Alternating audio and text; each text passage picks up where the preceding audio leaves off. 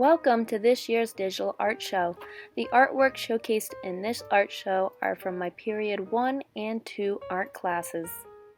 Not every child has a piece of artwork in this digital art show.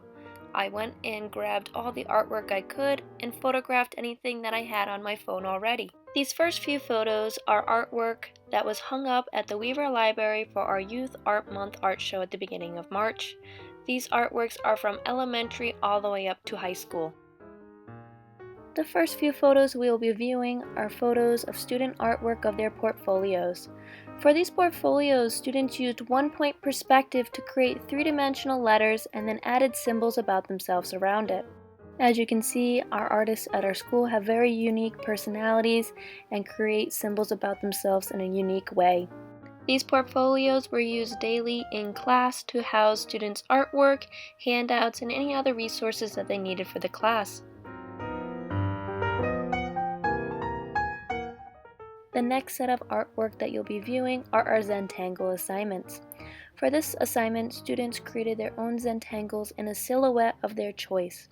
Students found a silhouette online that they liked and created a graphite transfer to transfer it onto a piece of paper of their choice. Students then had the choice of filling in the positive area of their silhouette like Spider-Man and or filling in the negative area of their silhouette like in this example of this elephant, that is the negative area. They then worked in the opposite area, whatever material of their choice. Popular material for most of these students were working in watercolors or using markers, oil pastels, or colored pencil.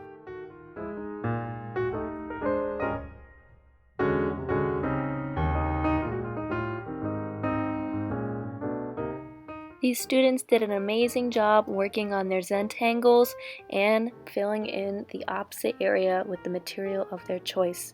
A hard part about doing Zentangles is that you cannot work with pencil. You need to go right in with Sharpie. So these students did an amazing job on this project and were super creative with the different lines and shapes they created with the use of the elements of art.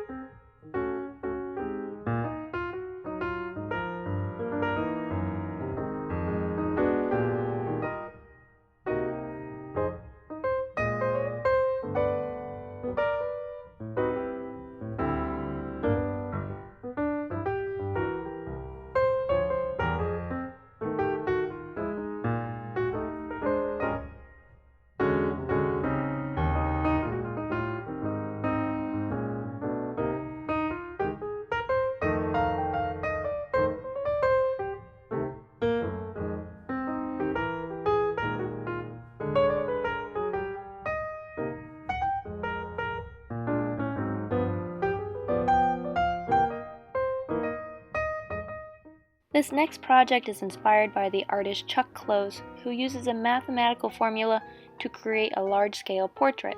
Students created line drawings and scaled their drawings up to a larger size and then added color similar to the style that Chuck Close works in. Students did an amazing job at choosing a person to work on for the portrait and scaling these drawings up to large scales. Students had the choice to work with realistic colors or add more abstract colors. Students were able to use crayons, oil pastels, colored pencils, or markers for this project. Some of these faces you might even recognize, like our own Mr. Perry.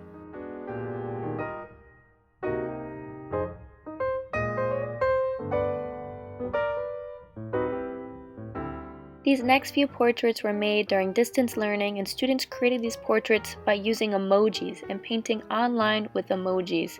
Students did an awesome job showing these amazing portraits with emojis. Students viewed artwork by the artist Young Jig to be inspired by how he works with emojis to compose these portraits of famous people as well. Students also could have chose to work with a different digital drawing program like these students who composed their own digital portraits and did an awesome job. These are some of the first time for some of these students using this program, and they did an amazing job. With distance learning, each week students had 4 different art options to choose from, so you'll be seeing a very wide range of artwork for the next following photos, like the graffiti style names, along with the next few artworks which were free draw prompts that students chose to pick. They could have picked 2 or more to combine together. For example, one of the assignments was to draw your teacher on a desert island or draw an octopus with spoons as tentacles. Students were able to use any materials that were readily available to them or to do a digital drawing with a free drawing program provided to them.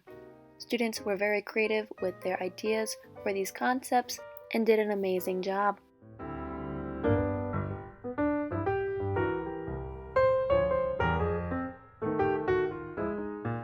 These next few photos, students were playing with positive and negative space by tracing shadows and coloring in the negative space around the shadows with whatever materials they had readily available to them.